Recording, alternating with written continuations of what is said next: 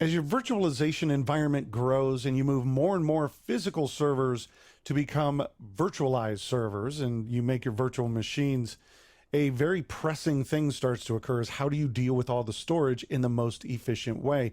It's so common to be, used to physical machines that have pretty fast storage already attached to them, and now we're creating virtual machines. How do we make sure we have all the storage? What if we don't have enough room on the Hyper-V host? Can I connect this to a storage area network, a SAN? And that's what we're going to talk about in this module, is ways for you to handle your storage, to deal with your storage, make sure you get enough performance out of your storage, and how to control this, and some of the built-in safety features. This makes a big difference as you're building your virtualized environment on Hyper-V. So here's what we're going to take a look at. First of all, we're going to start at the very beginning of how to create your own VHDs and VHDXs and the differences between them. Now, in the last module, we created some VMs, and we didn't pay a whole lot of attention at that time to the VHDs that were created, but we want to take a look at that and some of the things that you can do in creating these VHDs in different locations. Now, between the types of virtualized hard drives that you can have, we have one special type that is probably the most confusing, but also offers a tremendous amount of capable features that you might want to use, and those are differencing drives. And what you're going to see is that differencing drives allow us to create a second disk off of the parent disk where we can put all of the writes to. This is going to give us a lot of features. If we need to roll back a server, we can roll it back to its previous state before the differencing drive. It'll also give us performance enhancement features by separating the writes that are occurring to the disk from the reads that were occurring from starting up the operating system and the applications. Now, along the way, there's a lot of modifications over time that you're going to want to make to VHDs.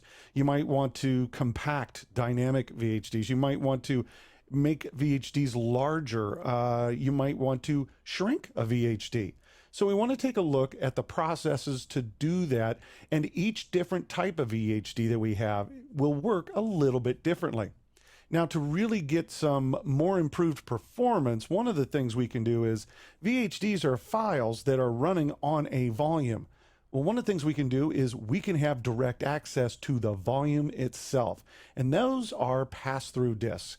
And we'll go through the process of how to install additional storage into your Hyper-V host and set that up as a pass-through disk so that your guest VMs or your servers can then have direct exclusive access to those disks.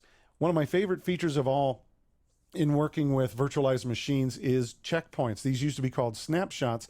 And checkpoints, this is my I made a mistake and I'm not in trouble kind of thing. This is where before I make any changes to a system that I believe are risky, it could be anything from Windows updates or an update to an application, or I'm going to try or test a configuration change, I'm going to checkpoint the system first. And what this allows me to do is if anything goes wrong after I've made the changes, I can roll back those checkpoints to a previous point in time. And I can do this with just a few clicks, and I can make it really fast so that no one will know that there was an issue. Many companies, including yours, have probably invested heavily in SAN. So you've got storage area networks, and you have multiple machines accessing that SAN. That's shared storage. Well, we can do the same thing using Hyper-V and the guest VMs that are running in Hyper-V. We can have Hyper-V connect over a fiber channel to your storage area network and present that SAN storage, those LUNs out there, right to our virtual machines. This gives us a lot of flexibility. A Hyper-V host will be able to connect to multiple SANs, and I can have different VMs connecting to different LUNs on different SANs. This brings back that flexibility of having our large storage devices, especially now as people are starting to build private clouds and move everything they have into some sort of virtualization platform. And as you have multiple VMs running on large storage, there's only so much performance that big storage device can provide. And it is possible that some of the virtual machines might start having contention between each other for that performance, known as input outputs per second, or IOPS.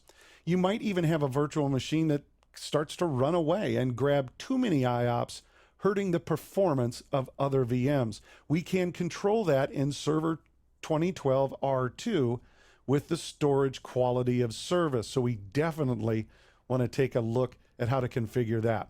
So what's next? We're going to get started with creating VHDs and VHDXs.